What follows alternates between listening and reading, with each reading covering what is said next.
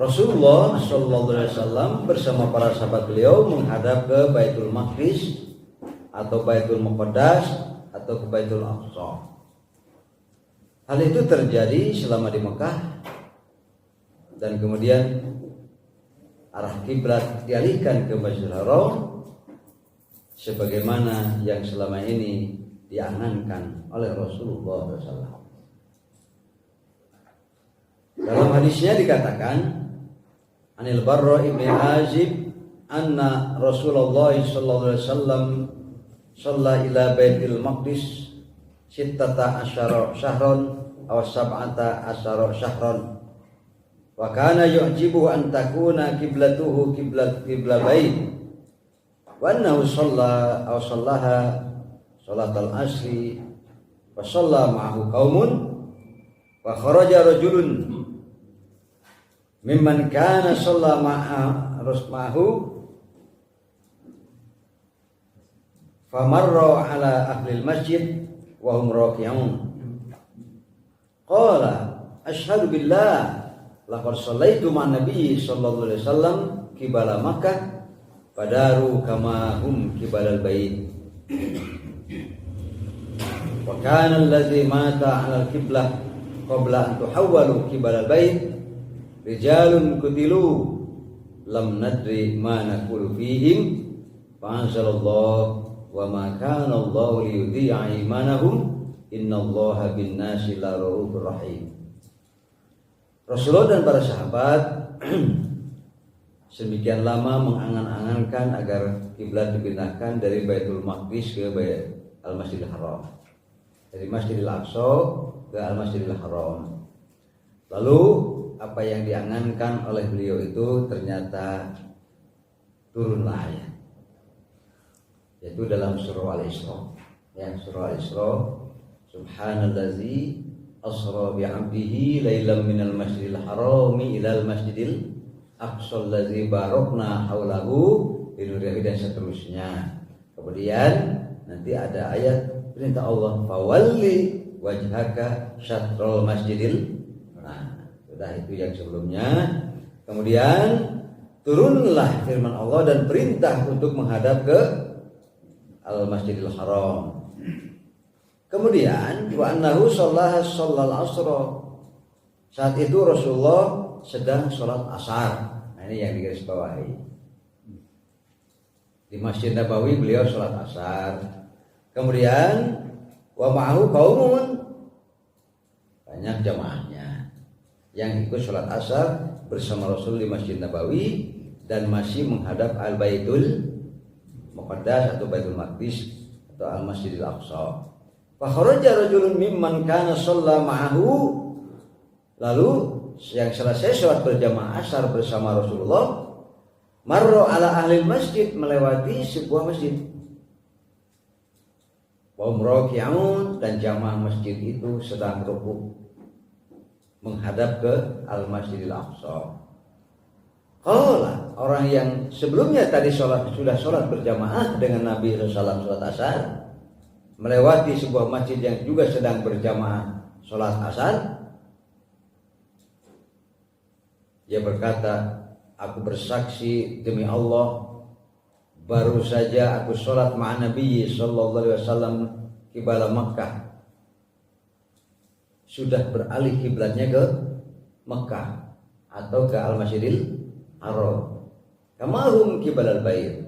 Wa kana allazi dalam padaru kamahum kibalal bait.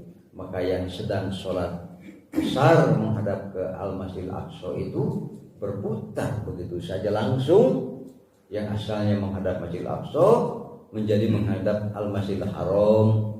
Wahum raki'un, dan posisi ruku. Mengawai kamu bayangkan masing-masing gitu ya.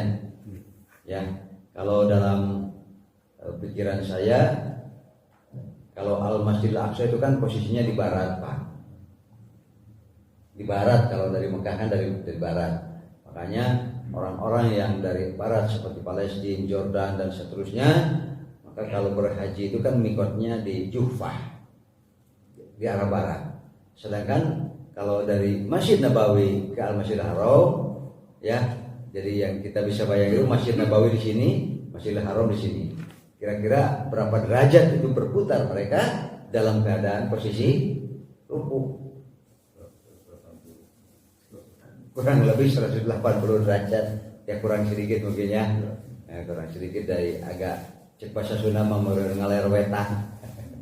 Agak di utara tetapi juga agak ke timur kan Madinah, kalau dari arah Al-Masjidil Aqsa. Jadi begini kira-kira ya. Nah, begitu. Nah, mereka asalnya menghadap ke sini lalu diputar oleh Allah Subhanahu wa taala dan dialami oleh sekelompok jamaah di sebuah masjid yang sedang sholat asar. Mungkin beberapa rakaat itu masih menghadap Al-Masjidil Aqsa, sisanya orang yang mengalami sholat bersama Rasulullah baru saja saya sholat bersama Rasulullah dan sudah berpindah kiblatnya seperti yang diangankan oleh Rasulullah, yaitu ke Masjidil Haram. Padaru kamahum alaihi kibalal bait, maka berputarlah arah ruku mereka dari Al-Masjidil Aqsa ke Al-Masjidil Haram wa hum raki'un, dan mereka sedang dalam posisi ruku. Jadi bisa kebayang kata imam hari makmum mah gampang. Gak makmum mah gampang dari mutar arah, masih di tempat yang sama hari imam. Nah, itu asalnya pangharupna jadi pangtukangna. Ya, itu mah teknis saja ya. Makanya nanti dalam di sini juga akan ada babu ma yubahu wa ma la yubahu fis shalah. Nanti ada khusus bab apa saja yang masih ada boleh dilakukan dalam sholat, padahal bukan pekerjaan sholat, tapi ada yang batas-batas yang boleh dilakukan dalam sholat, wa ma la yubahu, dan apa yang tidak boleh.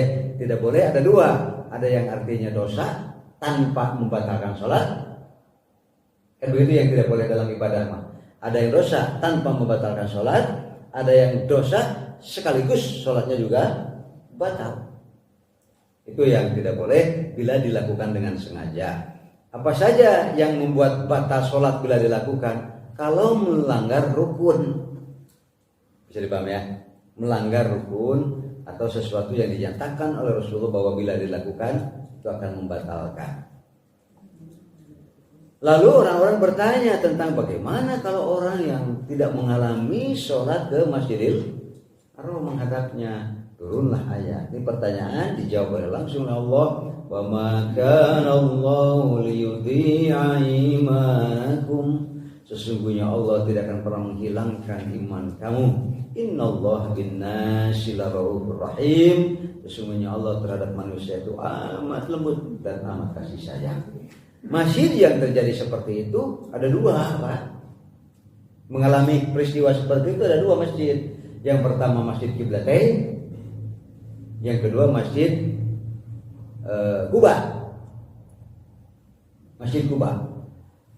Tapi yang terkenal sekarang Qiblatain. Padahal Masjid Quba pun sama mengalami kejadian yang peristiwa yang sama.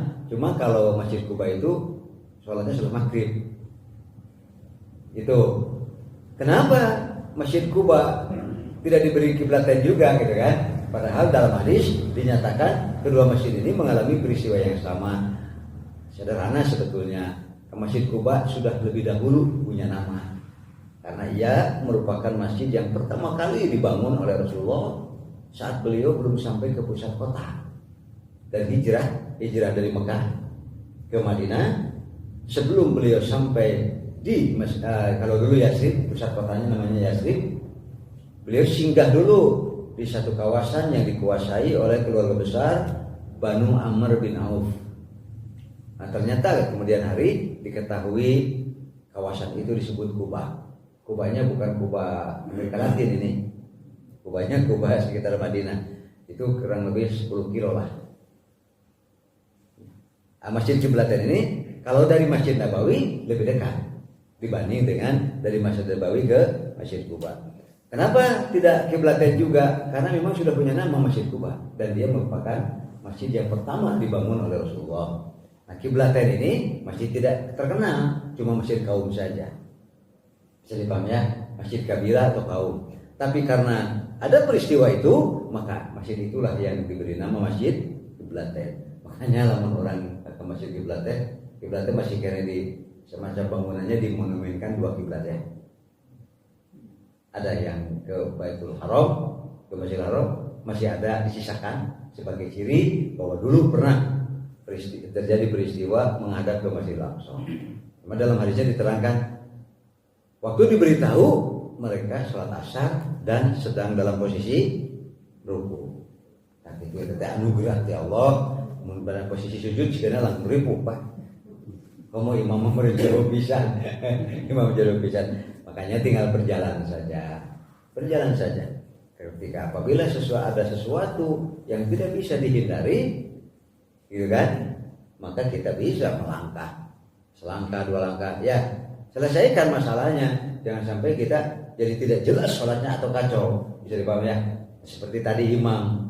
Bagaimana dengan posisi imam yang asalnya terdepan, sekarang menjadi paling? Ya tinggal jalan saja. Kalau memang itu tidak bisa dihindari, masuk nanti ke dalam kelompok pekerjaan di luar sholat, tapi mayubahu fis sholat, apa yang masih diizinkan untuk dilakukan dalam sholat tanpa ada dosa, tanpa apalagi membatalkannya. Itu yang pertama adalah Rasulullah SAW sangat mengangan-angankan. Sudah sebelumnya, kemudian turunlah ayat yang memerintahkan menjawab segala doa dan harapan Rasulullah Sallallahu Alaihi Wasallam, sehingga saat itu masih ada orang yang baru masuk Islam, begitu yang sudah keenakan ke Masjidil Aqsa, mereka ada yang amat sangat ragu-ragu untuk pindah kiblat dari Al-Masjidil Aqsa ke Masjidil Haram. Geus dititah mutar oge, aya nu masih ke Aqsa we belum pol gitu ya. Nah, kemudian kiblat yang benar dan tepat, yaitu yang kenapa sampai Rasulullah bersabda seperti ini? Mari kita lihat Bapak, kenapa Al-Masjidil Haram itu adalah kiblat yang menjadi jaminan benar tidaknya iman seseorang kepada Allah dan Rasulnya. Ka'bah atau Masjidil Haram menjadi kiblat salat kaum muslimin sedunia. Dimanapun hamba Allah itu berada, wajib ia menghadap ke kiblat ini di dalam salat-salat mereka. Hadisnya saya bacakan saja terjemahnya. Dari ayat ya. Wa min haitsu kharajta fawalli wajhaka syatrul masjidil haram wa haitsu ma kunta wallu wujuhakum syatrah li'alla yakuna lin-nasi 'alaikum hujjatun illa allazina zalamu minhum fala tahshawhum wasyawni wa liutimma ni'mati 'alaikum wa la'allakum tahtadun. Dan dari mana saja kamu keluar, maka palingkanlah wajahmu ke arah Masjidil Haram, dan di mana saja kamu sekalian berada, maka palingkanlah wajahmu ke arahnya, agar tidak ada hujah bagi manusia atas kamu kecuali orang-orang yang zalim di antara mereka. Itu di antaranya ada yang setelah disuruh pindah masih tetap memaksakan diri menghadap ke Masjidil Aqsa. Maka janganlah kamu takut kepada mereka dan takutlah kepadaku, agar kusempurnakan nikmatku atasmu dan supaya kamu mendapat petunjuk. Surah Al-Baqarah 2:150. Menghadap kiblat ini bukan hal sederhana. Hal ini untuk membedakan muslim yang sungguh-sungguh dalam keislaman mereka dan dalam ibadah kepada Allah Subhanahu wa taala. Dari situlah mereka mendapat jaminan dari Allah dan Rasulnya. Di dalam sebuah hadis diterangkan, An Anas bin Malikin, dari Anas bin Malik radhiyallahu anhu, qala, ia berkata, qala Rasulullah sallallahu alaihi wasallam, Rasulullah telah bersabda, man shalla sholatana, siapa yang sholatnya sholat kami. Itu yang sebelumnya sudah kita kaji, yang disebut dengan sholat kami itu adalah shollu kama ra'aitumuni usolli. Itu yang disebut dengan sholat kami, yaitu sholat-sholat yang saat Rasul melakukannya disaksikan oleh para sahabat. Oleh karena itu kita tahu cara sholat itu dari para sahabat yang menyaksikan ketika Rasulullah sedang sholat. Itu shollu kama ra'aitumuni usolli. Oleh karena itu, bagaimana cara takbiratul ihram, apa yang diucapkan dan seterusnya, itu adalah berita dari orang-orang yang menyaksikan, yaitu para sahabat Rasulullah SAW. Man sholat sholatana, siapa yang sholatnya sholat kami, niatnya harus sama. Mana sudah, caranya juga harus sama, waktunya juga harus. Jadi 3 aspek yang disebut dengan man sholat sholatana, niatnya, kaifiatnya atau caranya, lalu waktu-waktunya. Bila yang 3 ini terpenuhi, masih ada yang satu lagi, yaitu wastaqbala kiblatana. Cara sudah sama dengan Nabi, waktunya juga sudah patuh, niatnya juga sudah lurus karena Allah memang untuk salat, tapi kiblatnya sakarap ingsun. Semau dia kemana saja sembarangan, nanti masalah lagi. Belum menjadi salat yang akan menjamin keselamatan di hadapan Allah Subhanahu wa taala. Lalu satu lagi harus ditambah, wa akala dzabihatana, perhatikan halal dan haram, wabil khusus makanan yang disembelih. Dzabihatana, sembelihan kami. Bila 3 kriteria yang terpenuhi, fadzalikal muslim, maka itulah muslim alladzi lahu zimmatullah wa zimmatu rasulih, yang dia berhak terhadap jaminan dari Allah dan Rasulnya. Fala tukhfirullah fi zimmati, maka janganlah kalian melakukan hal-hal yang bisa merusak ketika kalian sudah berada dalam jaminan Allah dan Rasulnya. Salatnya salat kami, kiblatnya kiblat kami, sembelihannya pun sembelihan kami. Artinya ada perhatian terhadap makanan halal dan haram. Dengan demikian, arah kiblat adalah suatu hal yang wajib senantiasa menjadi perhatian kaum muslimin dan diharamkan melalaikannya. Apalagi pada masa sekarang ini, teknologi dan ilmu pengetahuan sudah semakin berkembang dan dapat dimanfaatkan untuk keperluan akurasi arah kiblat. Yang penting harus selalu ada usaha-usaha, lalu setelah sesuai dengan kemampuan yakin arah kiblat, baru kita masuk ke dalam takbiratul. Nah, sesuai dengan hadis, idza qumta ila shalah, bila kamu hendak salat, fa asbiqil wudu, sempurnakan dulu wudunya, tsumma staqbilil kiblata, menghadap kiblat, fakabbir, langsung saja takbir. Itu. Sudah, itu barangkali satu poin ya. Ada 2 poin. Yang pertama, Rasul sedemikian rupa mengangankan ingin pindah kiblat dari Masjidil Aqsa ke Masjidil Haram, baru setelah beberapa riwayat 16, 17 dan yang paling lama adalah riwayat 18 bulan. Sabar sambil terus memohon agar kiblat dipindahkan dari Masjidil Aqsa ke Masjidil Haram. Kemudian setelah dipindahkan, masih ada orang-orang yang enggan untuk berpindah dari Masjidil Aqsa.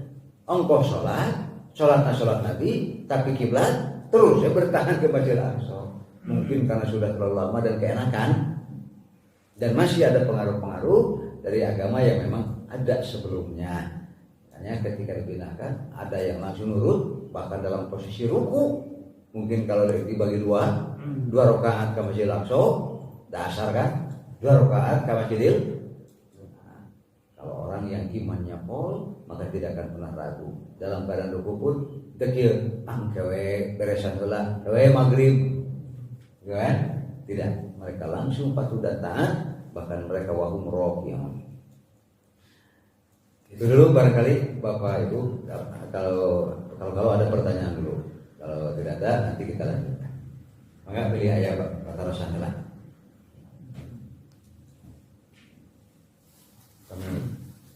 Ayah, mau apa? Ada yang iya Pak?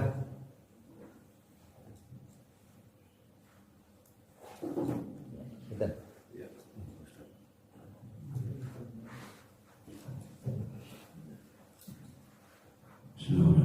Assalamualaikum warahmatullahi wabarakatuh. Untuk Pak Ustaz, ada 2 hal yang saya menanyakan. Yang satu mengenai perpindahan kiblat yang saya dengar. Mungkin saya pernah baca juga, posisinya lagi Rasulullah di sholat ya, mungkin pas mendapatkan pemberitahuan dari Allah. perpindahan kiblat. Yang kedua, maknanya apa ya yang bisa kita ambil? Sedangkan kan Allah itu maha tahu. Kenapa sampai 18 bulan gitu ya, sampai diberitahukan. Sampai banyak orang yang tidak mau berubah akhirnya. Yang tadi mengakibatkan mungkin batalnya sholat dan berdosa gitu ya. Dari Ustaz. Itu betul-betul. Yang pertama, kalau Rasulullah sendiri menerima wahyu perpindahan kiblat, beliau sendiri tidak sedang dalam sholat. Rasulullah sendiri tidak sedang dalam sholat. Makanya diumumkan di Masjid Nabawi dari awal sudah menghadap ke Masjidil Haram. Kalau Nabi, sekali lagi Nabi sendiri beliau menerima ayat itu sebelum sholat asar. Makanya yang biasa adzan kan, Bilal adzan asar, kemudian Rasulullah sholat, dan itu sudah diumumkan kepada para sahabat menghadap ke kiblat. Jadi yang mengalami diberitahu bahwa sudah ada ayat perpindahan kiblat dari Masjidil Aqsa ke Masjidil Haram, yaitu ada 2 tempat, yaitu yang pertama Masjid Quba, yang kedua Masjid Qiblatain. Justru diberi Qiblatain itu, masjid itu tidak ada namanya dulu. Kalau Quba sudah ada namanya, karena Quba sudah ada sebelum dibangun Masjid Nabawi. Jadi tempat itu namanya kan kawasan Quba kan. Nah di situ memang jadi terkenal Masjid Quba. Kalau saja belum diberi Masjid Quba, mungkin jadi Qiblatain ada 2 Pak. Bisa dipahami ya. Begitu. Jadi itu yang pertama. Rasul sendiri menerima wahyu bukan dalam keadaan sholat. Yang kedua, bagaimana dan apa maksudnya? Bukan kalau Allah itu maha tahu, sehingga ini seolah-olah terjadi antara nasikh dan mansukh, istilahnya begitu. Ayat yang terbaru itu akan menghapus syariah-syariah yang sebelumnya. Itulah sebetulnya kenapa alam semesta ini Allah edarkan sedemikian rupa, Pak. Dengan keteraturan, dengan aturan. Maka Allah mengatakan liyabluwakum ayyukum ahsanu. Semua itu tidak ada lain untuk terus kan ujian kepada manusia bertahap, dan dari berbagai aspek. Ada yang diuji dari aspek akidah, seperti umpamanya Bilal, dia sudah mengatakan ngintip-ngintip ada apa, kenapa ada Muhammad suka secara diam-diam masuk ke Baitul Arqam. Lalu ada orang-orang juga suka ikut masuk ke sebuah rumah yang namanya disebut Baitul Arqam. Penasaran, akhirnya Bilal ngintip, tertarik, akhirnya ikut hadir, lalu menyatakan masuk Islam. Pemiliknya karena bahasa saya kan, yang namanya Umayyah bin Khalaf itu tahu dari siksa Pak, gitu. Sampai disiksa sedemikian rupa, digusur-gusur, berdarah-darah, dicambuk, tetap berakidah la ilaha. Jadi ini ada ujian akidah, ada ujian syariah. Syariah itu dalam bentuk amal perbuatan. Bisa dipahami ya? Apa amal perbuatan itu? Ya seperti ini contohnya. Ketika kiblat kan ada akidahnya, tetapi menghadapnya namanya syariah. Nah bersama akidah selalu mengikuti ujian-ujian dalam bentuk syariah. Syariah itu adalah tata cara yang dilakukan agar sampai kepada tujuan, yaitu menjaga kemurnian akidah. Jadi perpindahan kiblat itu adalah ujian juga dari Allah Subhanahu wa taala. Oleh karena itu kan bertahap ya. Jadi ada yang sekaligus diharamkan, kan ada begitu Pak. Tapi ada juga yang 3 kaligus, bukan sekaligus, seperti khamar. Itu 3 kali turun bertahap, baru ayat ketiga diharamkan. Itu semua adalah bentuk-bentuk ujian. Coba ya, bagi Nabi dan bagi Nabi, seberapa jauh dia masih tetap terus bersabar untuk berdakwah. Bagi umat yang sudah menerima dakwah, tetap akan diuji. Itu ya, sekali lagi perpindahan kiblat adalah teruji. Siapa yang teruji mampu menghadapi ujian. Mangga pilih anu sanes, Pak Haji, mangga. Iya, Waalaikumsalam. Jadi memang sebetulnya yang saya tahu ya, Iya. Ka'bah itu sejak Nabi Adam itu sudah menjadi pusat ibadatan. Ya. Meskipun kemudian Nabi Ibrahim dan Nabi Ismail yang kemudian secara fisik Menyelesaikan. itu. Karena kata sudah hancur zaman Nabi Nuh untuk hancur. Nah kemudian pas era Nabi Muhammad mestinya juga berhadap situ, tapi kan waktu itu banyak yang berhala. Karena sebelum itu kan kaum Syria itu juga beribadahnya di Ka'bah Ya. dengan benar banyak berhala, sehingga Nabi Muhammad memutuskan tidak menghadap Ka'bah tapi ke Masjidil Aqsa. Dan kemudian setelah itu kan ada hijrah ke Madinah. Nah waktu dari Nabi di Madinah, karena tahu di situ ada kaum Yahudinya, karena kaum Yahudi itu tahu bahwa Nabi ini menghadap kepada Masjidil Aqsa, dia menganggap ini jangan-jangan aliran sama kita. Ikut-ikutan. Sehingga waktu pertama Nabi Muhammad datang ke Madinah itu kan nih Yahudi Madinah Ya. ini, karena melihat ibadahnya menghadap Masjidil Aqsa, mereka juga Masjidil Aqsa gitu kan. Kalau nggak salah itu ada 17 bulan, Ya. 3 hari waktu di Madinah. Ya, makanya ada yang membulatkan 18 bulan itu begitu. Iya, itu menghadap ke sana sampai turun ayat mengenai itu. Nah, kalau saya melihat begini, Ustaz, persoalan Ka'bah ini ada 2 hal. Pertama adalah fisik menghadap, kedua adalah filosofisnya, substansinya. Jadi fisiknya memang kita supaya mungkin seragam, terusnya ya, historinya itu sejak zaman Nabi Adam sampai Ibrahim ada sana. Tapi kemudian juga secara filosofisnya sebetulnya ada yang barangkali barangkali belum begitu tuntas kita memahami pada Ka'bah ini, bahwa tidak hanya fisik tapi semua nilai-nilai kita sebetulnya mengacu pada Ka'bah. Bahkan penelitian terakhir yang dilakukan bukan orang kita, Nasrani, orang Jepang, dia ternyata pusat bumi ini katanya itu di pas di Ka'bah itu kalau dilihat ya, pusat bumi. Termasuk waktu astronom ke atas keluar, katanya sangat bercahaya kuat sekali itu adalah pancaran cahaya dari Ka'bah.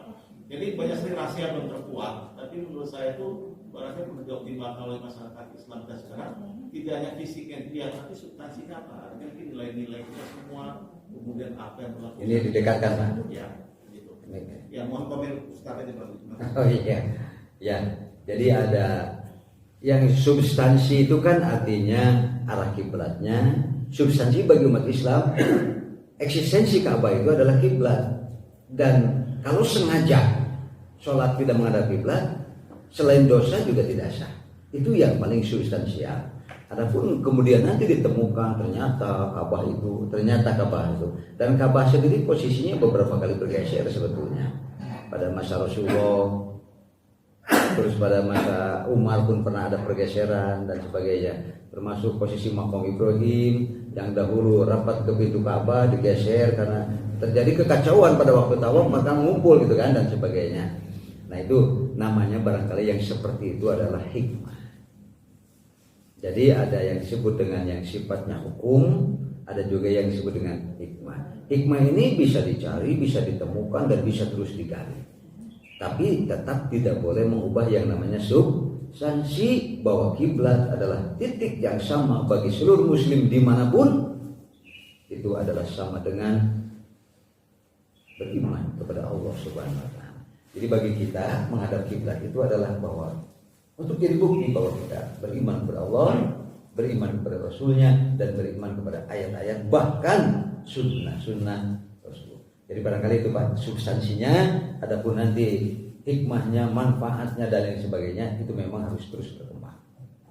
Begitu ya Pak ya. Ayat misalnya yang lain masih ada? Saya. Nah, sekarang salat di dalam Ka'bah. Bagaimana kalau kita mengalami? Makanya saya ingat keluarga Pak Haji Soeharto dulu dengan keluarga, Ibu Din, anak-anaknya, karena dia tamu kerajaan, lambat ke Ka'bah Pak. Saya lihat di televisi mereka kabita. Tahun 97 saja. Tahun 97, kemudian saya amat sangat kloter terakhir waktu itu 97. Kemudian ada tamu negara Pak, karena akan di penggantian kiswah dan juga pembersihan Ka'bah.